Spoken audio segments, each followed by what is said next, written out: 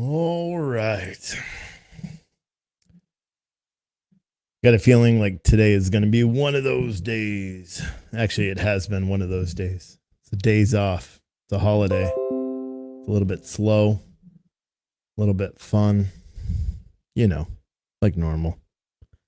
But my name is Steve. This show is called Freight Broker Live. It is the one and only talk show run by someone who actually works day to day in the industry as a freight broker. I have been doing it for a long time. Love and hate it. It's one of those relationships. But I also run the site, freightbrokerlive.com, which is a news and media site geared towards those who work in the industry, those who actually live and breathe logistics. That's kind of my goal, is to provide as much insight and breaking news and trainings and all sorts of stuff within the trucking industry. Without further ado, here's my intro. Freight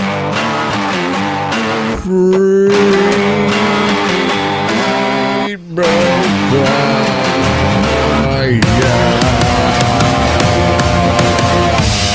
See, you can tell I'm not really into it today. It's a holiday. Not really feeling like singing. Plus my wife and kids are all hiding in the back room over here. So, whatever. But today is February 17th. It is 2:01 everywhere. Well, on the East Coast, it's 2:01. It is Monday. It's a holiday. It's hot as hell here in Florida, like always. And who knows? We're just going to jump right into it. I don't know. I'm kind of feeling a little weird today. I'm feeling off, feeling, blah, whatever. But we'll get started and we'll talk about some news. So if you guys don't know, my name is Steve. Again, I am the host of this show and all other shows produced by Freight Broker Live. We've got some new ones coming out this week, finally. Anyway, but yeah, we'll talk. I know there is. I took it off. Anyway, so first thing we're going to do is talk about some news. So if you go over to my website, which is freightbrokerlive.com, you're going to be able to see all the current news that we have and that we've written about. And the first one was a story that actually, it's been picked up by a couple of people. This is about a trucker that was shot by a security guard in Oklahoma on Friday morning. Apparently he parked in a reserved parking spot at 4:30 in the morning. Maybe he was tired. Maybe, who knows what the background is, because nobody's saying anything. But according to the Oklahoma City Police Department, around 4:30 a.m., they received a 911 call about gunfire at the TA Travel Center near I-40 in West Oklahoma City. Upon arriving, police discovered a trucker was shot in the chest after being shot by a security guard over a dispute over a reserved parking spot. I did speak to the Oklahoma City Police this morning. They said the driver's condition has been upgraded, so he is in stable condition. He looks like he's going to make a full recovery, according to the PIO officer that I spoke to. He didn't have any insight onto anything else that transpired, or whether the security guard was going to be charged or anything. Said he couldn't really go. He did think, or he did. I mean, this is stupid. This is not the first, related fight or shooting or anything that has to do with truck parking. As Atri said, it's the number 5 top critical issue in transportation in 2019. That is the lack of truck parking. It's nuts. People are shooting each other over truck parking, over paid or non-paid parking. If it's $15 and you have to pay the money, or find someplace that doesn't. But don't shoot each other. There was just another shooting in Colorado where 2 people were shot. In this very same truck stop last year had someone else that was shot at it almost a year ago. Next month on the 28th, it'll be a year. The very same truck stop. That one we couldn't, the police officer didn't know whether that guy was all right or what the incident was. But don't shoot each other over parking spots. If you're in a fuel aisle, that was another article that's been going around. It was an older article, but there was a article about someone that was shot, or there was gunfire because someone was parked too long at the fuel aisle. Come on, guys. Use your head. Use your head. That's all I could say about that. Because, I mean, it's not good news. It's not something I'm happy to report on. Here's one I talked about on Friday. I actually wrote an article on it, which you could find, again, freightbrokerlive.com. You can see it here. So this is an article I wrote about this guy. This trucking company apparently thought it would be a good idea September of last year to give their driver or a random employee $191,500 and a plane ticket to Cleveland from Tampa and say, hey, go buy 5 tractor trailers. So, of course, he got to the airport. His story didn't make sense. Why are they sending money? Blah, blah, blah, blah. The government takes the money. So the government ended up seizing $181,500, but there's a discrepancy because they say they only received $159,950, which is the difference of roughly $26,000. But the government is seizing it under Title 18 USC Section 981, claiming that it's proceeds of the manufacture, sale, or distribution of a controlled substance. Which doesn't make any sense because, one, they have no evidence that this trucking company has anything to do with drugs that we know of, that I could find. The lawsuit was filed by the trucking company. I did pull the actual lawsuit, and it was very vague in what they were doing. It just said, hey, listen, our guy got stopped. We were sending him up because the people that they were buying the trucks from, the guy that they were buying the 5 trucks from, was nervous about getting fake checks or fake wires or fake anything. So they gave $191,000 to a driver, a company employee. It didn't say he was a manager or he wasn't an owner, but they gave $191,000 to an employee and said, hey, go up here and buy these 5 trucks. How is one guy going to drive 5 trucks back? I have no idea.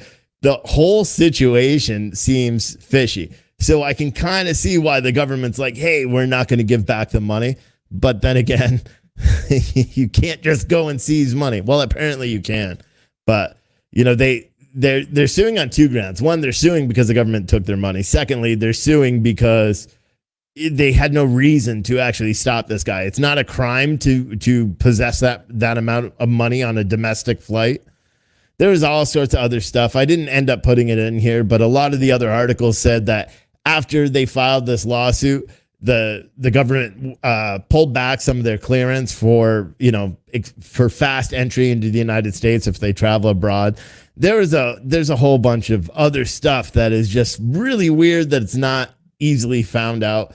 You know, it's not even a big trucking company to have an extra $200,000 lying around. The company has 24 trucks, according to Safer now. So it's not a big trucking company.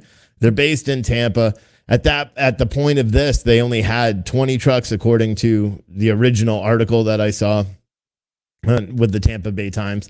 So it's something that is just very, really fishy. And of course, I put that article out and it did really well.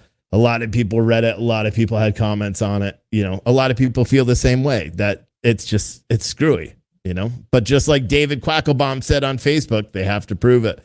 They have to prove what the money was good for in order to get it back. Unfortunately, that's just the way it works. So we talked in detail. So I'm going to jump into my little bit. Actually, before I tackle Amazon, you guys may remember this. This is a RateCon I showed last week. Let me just talk about some of the highlights. I know it's pretty small, and I apologize. Let me see if I can make it any bigger without totally screwing up this page.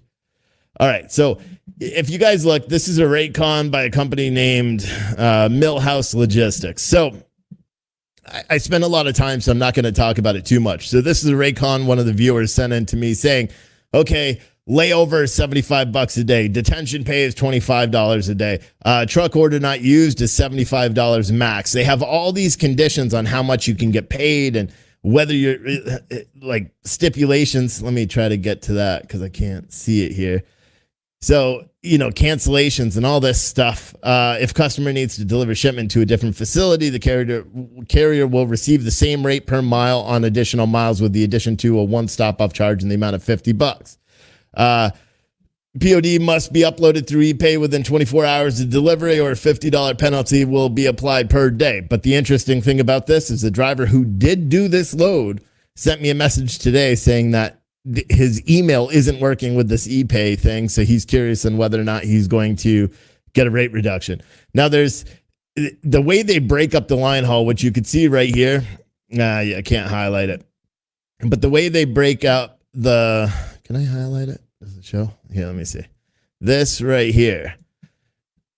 So it says line haul is 60% of the pay. On-time delivery is 15% of the pay. MacroPoint is 15%, or you get 50, or if you don't use MacroPoint, you'll get 15%. Now, the funny thing is they require MacroPoint tracking, but they called this driver. He kept sending me all the emails and all this stuff.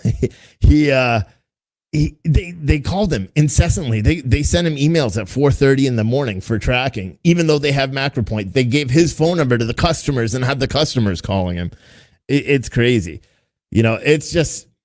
It's sad. I mean, this whole thing, and to top it off, they weren't even credit approved by his broker or by his factoring company, which is another whole issue in itself. So, I mean, that's why you should be doing your due diligence when you book loads, guys. Do your credit checks, do all that stuff.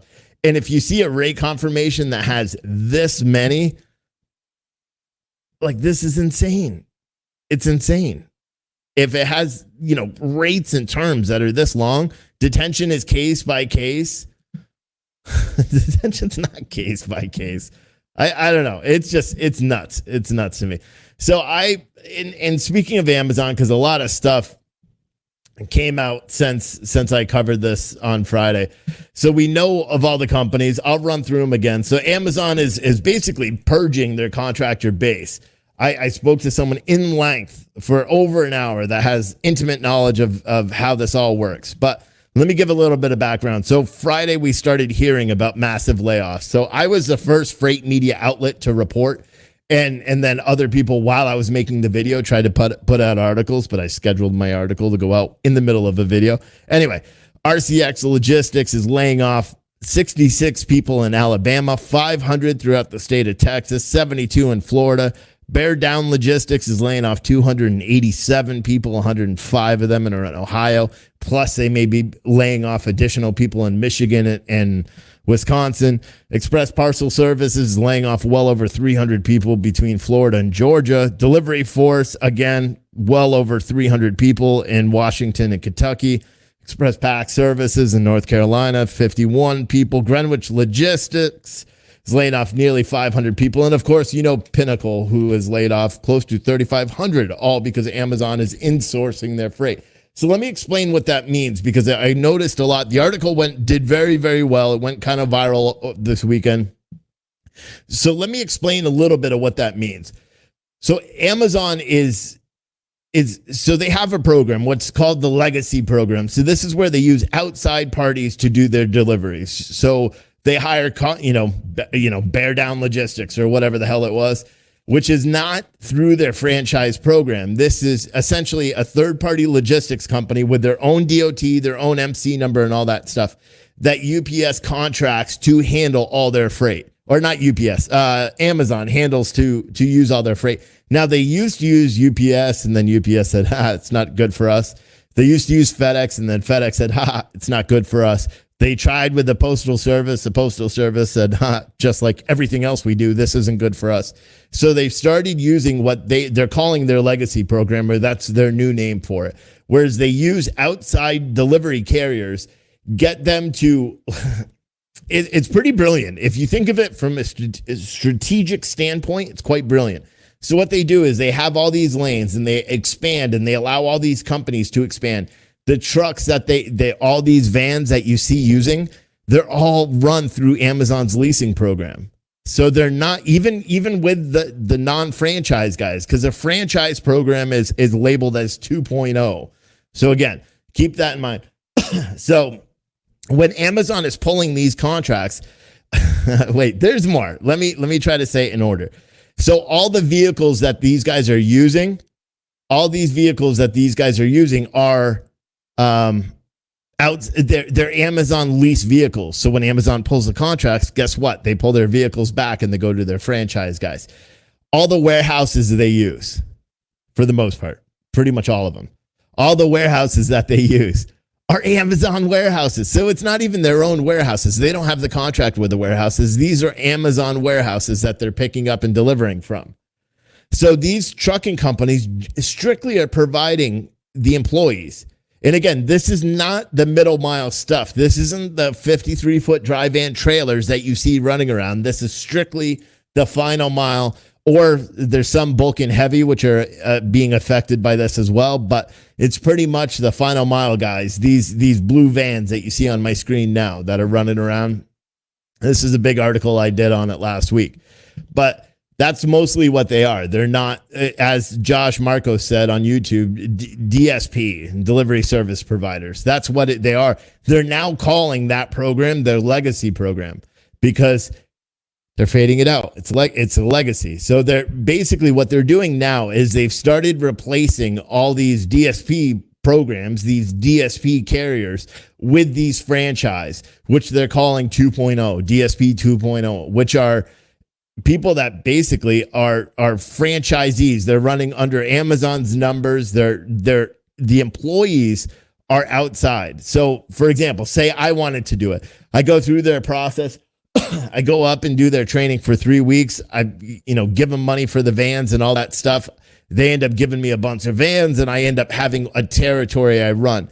The thing that's different about the 2.0 versus the DSP legacy program that they had is the new program, you can't branch out. So you can't have like Miami and Orlando. You're only allowed to have one demographic. That's why some of these companies that are closing have such big footprints. And here's the catch. It's not just the 7,000 people that we mentioned. Because I've talked to several CEOs and several other companies. I spoke to one on Saturday for a really long time.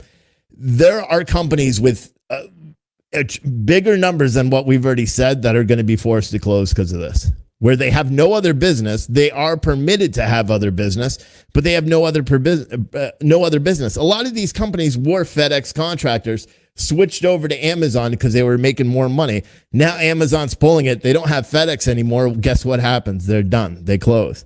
The good part, according to what I've talked or people that I've talked to a couple of times, is they're not.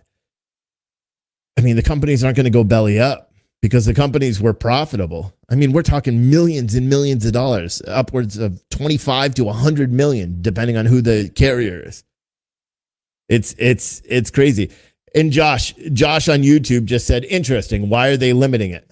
So the reason why they're limiting it is, think about it. If you have a customer or a carrier that is servicing 8 states, 10 states, whatever, 3 states, if that something happens to that company and they go away, guess what happens? If the company fails, they're not losing one area. They're losing whatever that company covers. Because if you look at these companies that are closing, RCX Logistics had 5 locations in Texas, 3 in Florida, and 1 in Alabama. So if RCX went out on their own without losing the contract from Amazon, but say something happened, they got a nuclear lawsuit or something happened and they went out, Amazon would lose that entire reach. So what they started doing, and this started back in 2018, is they started franchising out locations, utilizing all the data that they receive, because all the systems, all the computer equipment, everything they have is Amazon. Amazon owns all the data to everything. So they see which lanes are profitable on the DSPs. They see all that information. If you think about it from a business standpoint, it's quite brilliant. They realized they didn't have the revenue to do it all themselves and to hire the personnel and to do everything. So they opened it up so outside carriers could do it, take on that expense while they had all the data. It's like, and they kept all the data. Now they see, okay, these companies are profitable. Look at it, $50 million for one of these companies, the total revenue they did with their one customer. Their one customer was Amazon. So now if Amazon comes in and says, hey, we're going to put our franchise area or franchise trucks in these areas because we're paying them less because we're leasing them our trucks and doing all this stuff, guess what happens? Amazon makes money. That's why they do it. That's their business, It's crazy. A lot of these, like Josh said, it's genius, plus Amazon Flex to back it up. Amazon has flexed, literally. I know it's kind of silly to say that, but a lot of people are saying, well, what happens with the power only, the relay guys? From what I gather, I haven't seen anything that is, I mean, Amazon pulls contracts left and right. They do it all the time. We hear about it all the time. Usually there aren't these layoffs. Usually we don't have where they're pulling a contract with when someone has 650 people that are all going to lose their job because that contract was pulled. It's crazy. Stephen D. Boyd on Facebook said also they can control third-party drivers and performance better. Yeah, I mean, it's them. They're running under Amazon's DOT number, Amazon's insurance, all that stuff. The crazy thing that some of these guys were telling me is Amazon literally gets every bit of detail. So you have to use Amazon's required payroll provider. They dictate the pay rate. So because Amazon pays its drivers $15 an hour, they went out to all their DSPs, their delivery service providers, and told everyone, you have to pay your driver $15 an hour. Now, that's not a bad thing if you ask me. But what happens to these drivers now that they're laid off and they've gotten paid $15 an hour to go deliver packages?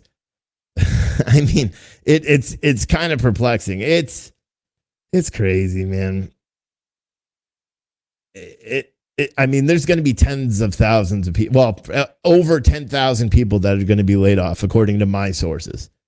I know everyone else picked up the article, after I made the video, which is cool. That means some of the competition and stuff are watching these videos. But I'm not concerned with how Amazon is concerned with the layoffs, man. That's what bothers me. I'm all for Amazon doing whatever. Is it ever going to affect me directly with my job and my career choice? No, it's not, because I'm not a delivery driver. Would it affect me if I was? Yeah. But it's crazy. Stephen D. Boyd said couldn't do that to Amazon employee drivers. I don't know what you're talking about. They could lay them off. It's the same thing. What they did is they utilized these DSPs in the legacy program to it's crazy. Now, these aren't the people that they're pulling these contracts from are not the franchisees. These are third-party companies. So it's different. The franchisee program that you see where it's $10,000 and you can, be a franchisee and expand up to 40 trucks. They want to limit it at 40 trucks. They don't want you to have more than 40, and they don't want you to have other people. Josh Marcus on YouTube said, will they get rehired under a new provider? It's possible, depending on what they are or what they have. But from my sources, the reason why they're pulling these contracts and not giving a lot of time to do it is because they already have the replacements in place. They've already built up the franchise programs in the area. So they're already built up. So there is no so these drivers are not going to have any place to go. So it's weird, man. It's weird. The whole thing is weird. Now, this doesn't have to do with the Amazon relay. That's what a lot of people asked about is, what about Amazon? There's a company, JW Logistics or something, that has apparently lost a contract or is losing a contract, although I haven't been able to find out anything. They've already laid off a pile of drivers, according to, people that messaged me or commented on videos. Again, if I can't find it, I can't report on it because I don't know if it's true. I don't know if it's someone just saying something. This is what I can report on. As of today, and I'm sure we're going to have more tomorrow. As of today, there's 7,000 people that are laid off. I know there's going to be an additional 250 to 1,000 laid off probably this week because one company already told me they got their orders. They're done. And by mid-April. So they're getting the same time frame as everybody else. I've got calls in to the rest of the Amazon delivery providers that I could find in Southern Florida, because that's where I am. It's easy to find them. And pretty much any metro area to find out. So it's very, I'm wondering if they're doing it if it's a little bit more widespread. Because when you hear about one layoff that has a couple hundred people, it's sad, but it's just one layoff with a couple hundred people. When you report it week by week by week, and that's what I did. I reported, 200 here. Oh, that sucks. 130 here. Oh, that sucks. 150 here. That sucks.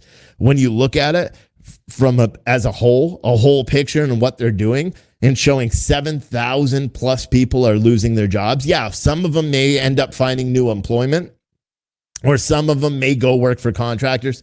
That's what the goal is for the Pinnacle Logistics. Pinnacle did all the air stuff, all the air freight, and for the cargo and the freighter airline stuff in, where was it? Baltimore and Chicago.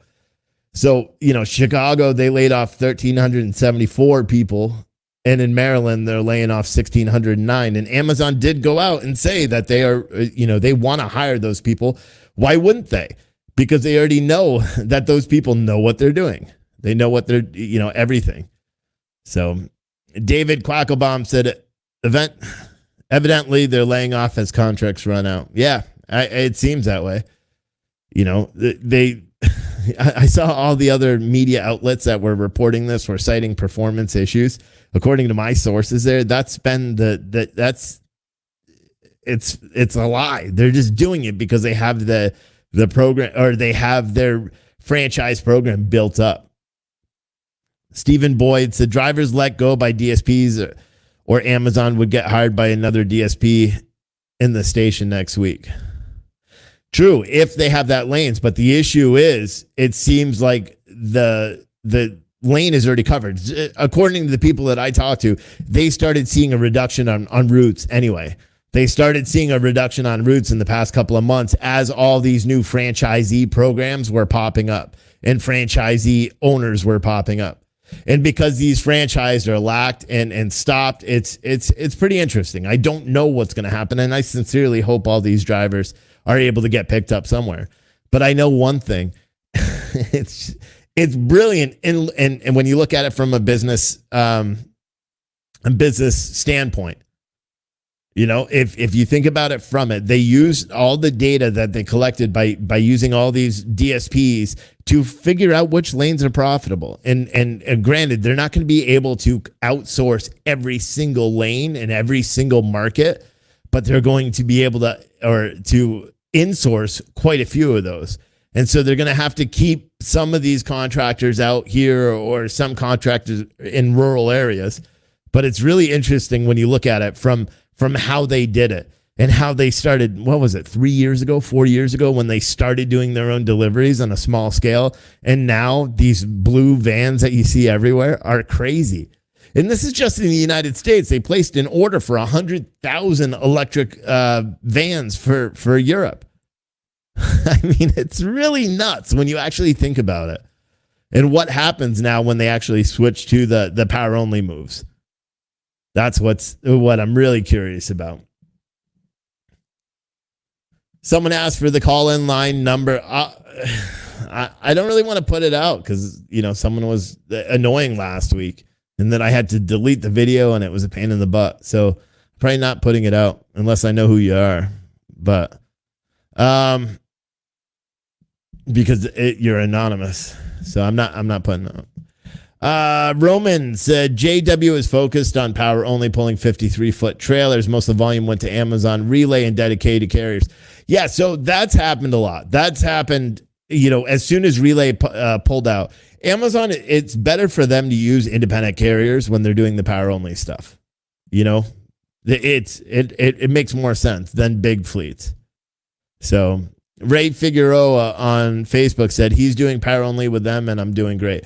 And like I said, I've got a bunch of drivers that I used to work with that I set up to work with Amazon, and they love it. They still are doing it every day. I see their settlements. They love it.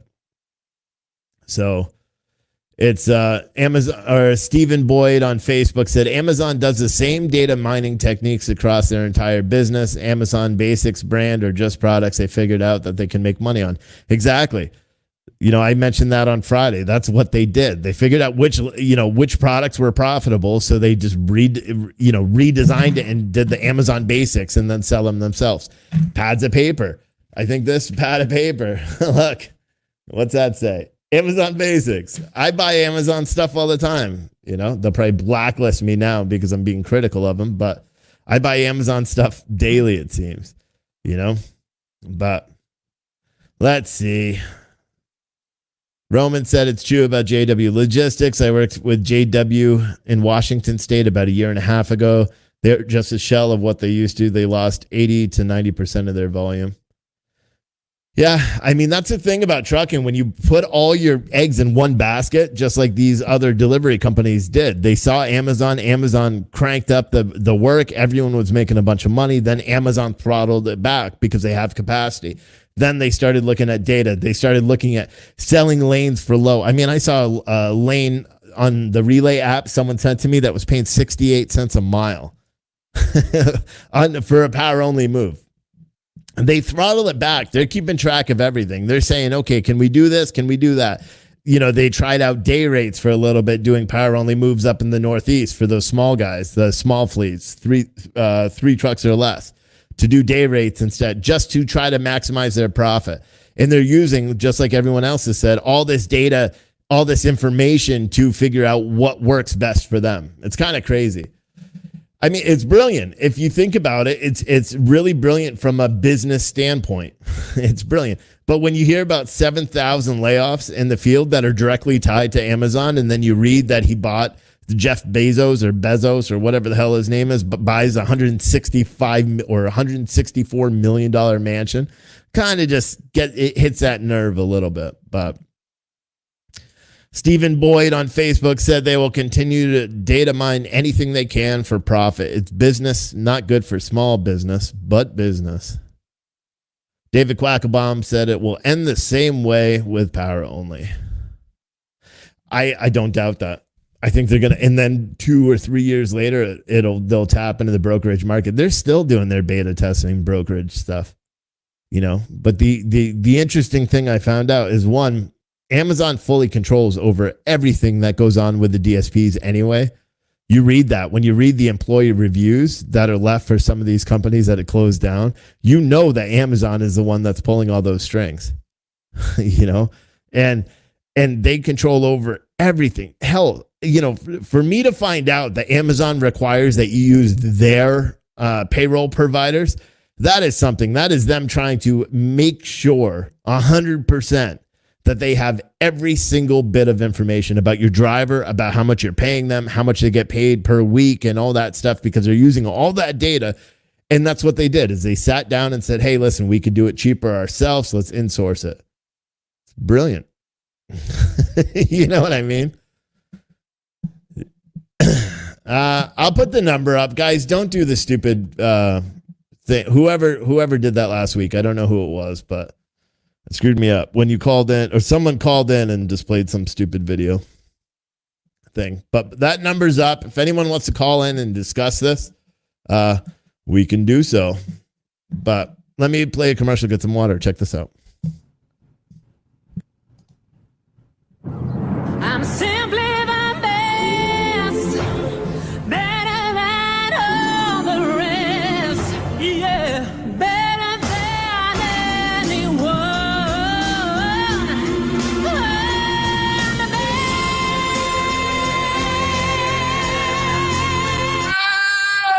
best.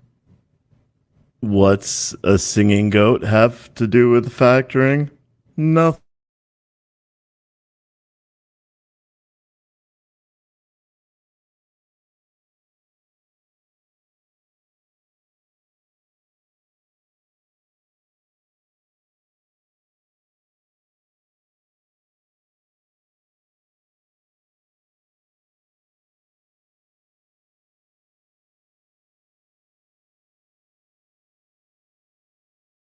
Me right now. There we go. So I think we're active. Oh, well, our phones are down. So let me just pull this down. But because our phones ended up crashing, I guess we lost internet just for a second. So now the phone system is down. Anywho, if someone really wants to call, they can call my personal Facebook page, and then I'll answer it and put you on the air that way. So all right, Let's see what some of these comments are. Stephen Boyd on Facebook said, if you had 5 Amazon employees, so you used to work with Amazon. I'm guessing that what that says. As a shift manager, the employees I had to monitor were DSPs. I had 5 Amazon employees and 120 DSP drivers. It seems like that's how it works for a lot of, from what I was talking to one person, I'm doing a very good job of trying to keep them separate. Whoever's on hold, you got to call me on like Facebook or something, bud, because the phone line disconnected and I can't add it. So sorry. And I just hung up. Hopefully he can hear that. But yeah, it's crazy. The whole thing is crazy. I mean, it sucks. 7,000 people are going to end up losing their jobs. Granted, let's just say half of them are able to find new employment right away. If they're getting paid $15 an hour for driving and delivering packages, that's a pretty good gig right there. So I wonder, do they have the same requirement for the new franchisee delivery guys? From what I understand, it was it looks like they kind of modeled their program off of FedEx, their driver qualification side, all that stuff. It's all crazy. Thomas, yeah, well, like I said, I have issues with the phone system. If we're friends on Facebook, you can call me that way. Otherwise, it's just not going to work today because it disconnected when I lost internet there for a second. So I apologize. But yeah, Amazon is it's brilliant if you think about it.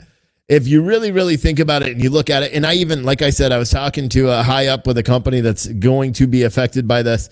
And I said the same thing. If you look at it from an outsider looking in, they knew they were doing it for a very long time. They knew when they started this and they started requiring all the data sharing and all that stuff, they knew it's because they wanted to see whether they can corner that side of the market. And then they decided they can, and it works because when I get packages delivered, it works. They're delivered fast. They scan it. They send pictures when they're here. It's a good system. It just sucks for the 7,000 people that are affected by it, even temporarily. It sucks. That's my opinion on it. So there's going to be more. I'll end up writing more articles this week, about Amazon and the additional layoffs. And I'll check every single day because there's going to be more layoffs. I already know that firsthand. I've already talked to people that have confirmed. They're just trying to figure out how to do it and what their exit strategy is. Because it's not like, okay, we're laying off, 20% of our employee base and we're going to stay open. These are companies that are laying off their entire employee base because they only had one customer, and then they're closing their companies down. So it's a very big deal. It's not just easy. Like, okay, we're going to send a warn notice in and just lay off, 2% of our workforce like we normally report about. These are companies that are all closing for the most part. And if they're not, then they're drastically cutting back and they're going to end up closing eventually, especially with the rates and market and all that stuff. It's pretty sad. Josh on YouTube said he wonders if the future of Ancon will involve I'm guessing you say Amazon will involve competition with the UPS, FedEx, like shipping outside packages. They're already trying that. So that's the thing is there's been one article, one time about how Amazon was beta testing pickups from Amazon related businesses and so they're testing right now, picking up from businesses and delivering through their network. Why wouldn't they? They have all these trucks that are running around just making deliveries and coming back empty. What happens if, they come here and then I have a package that's going somewhere else? It makes perfect sense. And they are doing it. It's public. They've been trying it in different locations to see if it works. But that's why I said on my video Friday, Amazon will be one of the larger, they already are. They will take over FedEx. They will be as big as UPS. That's what they're going to do. They're trying to get into other outside markets and, they've got Europe. They're sending, like I said, 100,000 electric vans to Europe.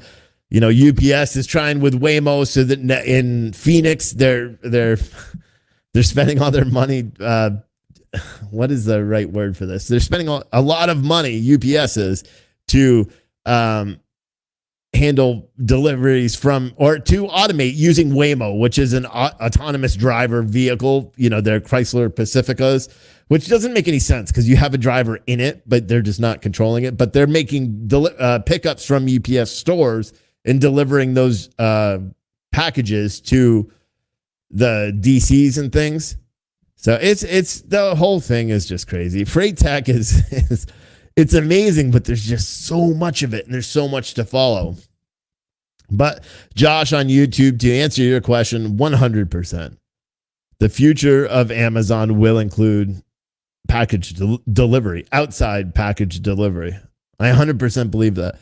You know what I wish we had results for their enter into the broker sphere. Because remember last year we started hearing reports about how Amazon was going to begin brokering outside freight, utilizing their trailers up in the Northeast, and to see what happens. we never heard anything else about it. Remember, we had brokers going, "Oh crap, the job is over. Brokering is over. Amazon's getting into it. It's all going to be over." Well, just like everything else, Amazon has been testing it. Who knows? I've reached out to my friends that are shippers up north, brokers up north, carriers up north, and we don't hear anything about it. They don't hear anything about it. So I'm very curious about that, but we'll see. Because I think the next step is they're going to say, okay, all these drivers are going to get laid off. The additional 3,000 or so drivers are going to be laid off that are coming. That's next. And then they're going to start focusing on those power only moves. Do I think they'll be able to get rid of relay completely so it won't be open? I don't think that. But I think what they're going to do is they're going to start replacing these bigger companies that have these Amazon power only contracts. Hell, when I was running trucks, I used to do a couple of them. We had a couple of drivers that did power only stuff. I don't even know where they picked them up from. They weren't paying great, but the drivers loved them because they just drop and hook and they loved them. But it's, and that was with a big broker. So it's crazy. Josh Marcus on YouTube said complete was Carvana and sell cars, but that's coming. Yeah, I don't know. It wasn't a full sentence. I think I may be missing something there. But yeah, it's crazy. If you look at freight tech and what it's doing, everyone's worried about autonomous trucks and everyone's worried about this and that. I've got an article coming out tomorrow morning about a new technology that's coming. It's already been used overseas, and now it's coming onto the North America for warehouse automation and stuff like that. It's here. You know what I mean? Is it going to be able to replace every single person? No. Really, what it does, it makes the job easier. But the only thing I think, when you look at it from a trucking standpoint and you look about how slow people are loading and offloading trucks now in detention at shippers and receivers, what happens when that's a computer system that is coming in? It's like, the dock isn't level enough, so it has to adjust it. You know what I mean? It doesn't have like a real brain to think. It's crazy. I think the time it's taken to load trucks, maybe other people will argue with me about it, but the time it takes now to load trucks with how much we've advanced and how much tech we've thrown into the warehousing mix has gone down or has gone up. It takes longer to load trucks, and there's all these different safety mechanisms and safety policies that everyone has to follow. Rowdy Duff said 20 years ago, Walmart was going to take over everything. There's still chances of that. A lot of people are saying, would Walmart buy FedEx? No, they're not going to buy FedEx. You know who should buy FedEx, though? Amazon, just to shut them out of business. And I don't say that to be mean, but that's literally what they're doing now. They're just building another better, more powerful FedEx. If you think about it. Josh Marcus said, sorry, I bet they will complete with Carvana, CarMax, and get and sell cars. You never know. I don't know if there's enough profit in it for them to do it. Carvana is pretty cool, actually, how it works. David said it takes a lot longer to load and offload. I know. But it's because of, additional safety stuff that they're doing on the warehousing side. A lot of these distribution centers, especially the big ones, they're using automated technology or robotic, technology to do it. It's not like it used to be where you're like, okay, section 1A, that's my pallet of flour. Let me go grab it. Now you're punching it into a computer, waiting for it to tell you. It's like section 1A, but you got to go all the way over to Z and then come all the way back this way because you can't run into the little robots that are moving crap internally. It takes a lot longer to pick up freight and deliver freight. Imagine when, because they're already using it. The Port of LA uses the autonomous, I don't know what the hell they're called, autonomous sleds to move around the containers in the port. They're using that stuff in warehouses already. That's how they came up with the idea. What happens when that's fully automated? I have an article. I think it came out, a couple of minutes ago while I was doing this video. I'll double check on my website and see. But they just, in December, they beta tested and nobody cares. Yeah, it did. So you can see on my website here, autonomous ship makes its first voyage. It's everywhere. This is the future. This is what we have to look for. Freight tech and companies that are looking to I don't know, to take over the world. This ship that's here, this is just a little like one container ship. It's only, 12 foot wide, 40 foot long, I think, something like that.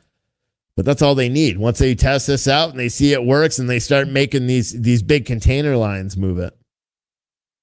David Quackenbaum says China has a fully autonomous port. It's crazy. It's really, really crazy when you think, and I don't think it's a bad thing. I'm not saying it's all a bad thing, but I think we need to do stuff. We have to remember trucking because you're never going to fully be able to automate trucking. It's not going to happen. Are we going to have trucks that are going to be fully autonomous? No. What I think is going to happen, at least in my lifetime and probably my kids' lifetime, is we're going to have a lot of driver assist stuff. So we're going to have like level 4 autonomy where you can like cruise control, stuff like that. We're automated braking in trucks, which, they have now, automated braking. So it senses that something stopped in front of you. So what's it do? It stops your truck. And then all the cars that are traveling behind you with idiots that are playing, they're going to end up hitting them. That's it. See, my thing is the first time, because there's reports of this load of butter that went last year. Everyone starts resharing stuff that's old. There's a load of butter that went 2,800 miles in 3 days. That's what they say. I think the mileage is a little off. They had drivers in there. There's a lot of this stuff. Just, it makes crazy. Mike Timmy said, time to open up a lumber company. I have honestly thought about that because think about how much you guys pay lumpers. Carriers every day pay lumpers. It is a lot of money. I remember one time paying $720 to a lumper service. I had 10 skids and they made those 10 skids into 30 skids. And it was $725 or something like that. It was nuts. And they just take each SKU and they put each SKU on its own separate pallet and then charge you for it. When I had my trucks, my drivers all did it themselves. And I paid the drivers and I charged my customer. My drivers all went. They said, how much is it going to cost? They got the lumper fee. They said, nope, we'll do it ourselves. We found out how much it was going to cost, and we billed our customer the same exact amount as the lumper. And they said, why didn't you use the lumper? Because we'll profit off of it. For what? We'll take my driver an hour, and you're going to bill $700 for it. Lumper services are good. It's. I'd be very curious on just how much a lumper service makes, because I see how much I've paid them as a carrier. I paid them too damn much. Franklin said, or consider a new career in tech to repair and maintain these machines. That is true. I knew a guy once that had a job doing Xerox machines when Xerox machines were still around. I don't know if they are or not. The big copiers. Kid was getting paid like $25 an hour just starting out. Very little experience. Now imagine doing that when you have a computerized robotic arm in a warehouse where all of it does is pick something up and puts it down, picks it up and puts it down. But then the system breaks and that robotic arm stops. And you no longer have humans that are trained to do that job because it became so reliant on this stupid robotic piece of crap. And then you have to pay some expensive person to go and fix it. Robert Tyrell said lumper and pallet service. It does make sense. It does make sense that may be the future for it. Especially if you're like one of these companies. The article I have out tomorrow is Geek Plus. You guys should look it up. It's actually a pretty cool tech, but it's basically this robot essentially that picks up this palletized like unit and moves it around a warehouse, and they can restage it, and that, you know, you could stage trucks for the next day. But think about that. If you become certified enough to be able to fix and repair those, hell, even sell them. You know, there was an article I put out a while ago. It's under the freight tech section of my website. I don't know where. But it was about another one that did the same thing. It was a picker. So it basically went and picked out, where the hell is it? I'm trying to find out on the website. I don't know where it is, but it would pick out, you know, orders, and you still had to have an actual person there to prepare the order. But this robot would go slow as hell throughout the aisles, and it would say, oh, I want one white t-shirt, and it would pick the one white t-shirt. Oh, I want this, blah, blah, blah. And it's showing a person walking behind it. And the robot thing is moving so slow back and forth. And the person's just sitting there, like, just listening to music, being bored as hell. It's kind of crazy. Here's another one I don't think I talked about at my show, but you want to talk about where autonomous tech is going to be. Let me make this big, and then I'll show you. This is where federal tax money is going. So a Texas company showed off its idea of autonomous transportation aimed to move freight with ease. So let me tell you what this thing does. Just look at that picture. Just look how cool it looks with the whole, like, I don't know, Cybertruck, like front looking thing, all weird shapes. And do you know what it is? It's a train that holds one trailer or one container at a time.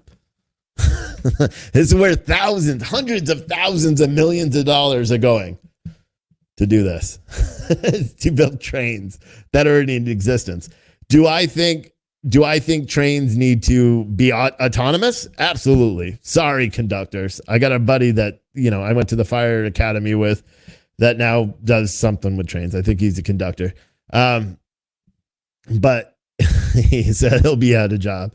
But think about it in terms of what you should autonomize. The cargo ships, 100%.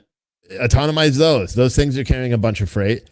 You don't have to worry about coronavirus or any of that if computer systems are running it, right? Maybe not. I don't know. That could be a stretch. Or think about trains running through the United States. Why don't they autonomize those? Kind of would make sense, right? You got a train that's carrying 500 containers on it. Save yourself a little bit of money from the conductor and just have it be, you know, a robot that you can control, because it literally would make no difference. You know, you have all the sensors and everything that tell, because that thing isn't stopping on a dime if something jumps in its way, that even with a human behind it, they're pressing a button as they feel or don't feel an impact. So why don't they work on autonomizing trains first? And just say, and using that, because then you're not putting hundreds of humans at risk and all of that by testing some stupid, you know, big truck or some goofy looking train like this. I don't know, because I posted that online and a bunch of people are like, oh wait, here's a better picture. That's the front of this thing. It's done by the college, Texas and A&M. They're doing it. It's called the Freight Shuttle. You guys should look it up. It's part of the Texas A&M Transportation Institute. There is no expected release date, though, because it's stupid. But that's my opinion. I don't know. All right. Someone asked where my website is. It's freightbrokerlive.com. That is the website. Whatever, rowdy. Conductors, engineers, who cares? They're all trained guys. And their job should be autonomous pretty soon. Franklin Suro on Facebook said machines are taking over, but they will always need human interactions to fix the machines. Probably. Right? Can you imagine that? You call a robot fixing, or a robot service to come fix the robot? What? It's stupid. I don't know. I'm all for freight tech. I'm not trying to be super to criticize it that much. I'm all for freight tech. I'm all for the advancements of freight and trying to make things easier for us.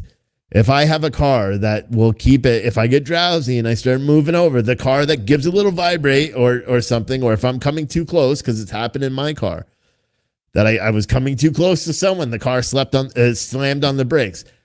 that I would have hit that car if I didn't have that technology in my vehicle. I think that kind of stuff is fine. What is it? The new Audi, they don't even have mirrors on them. They have these little sensors.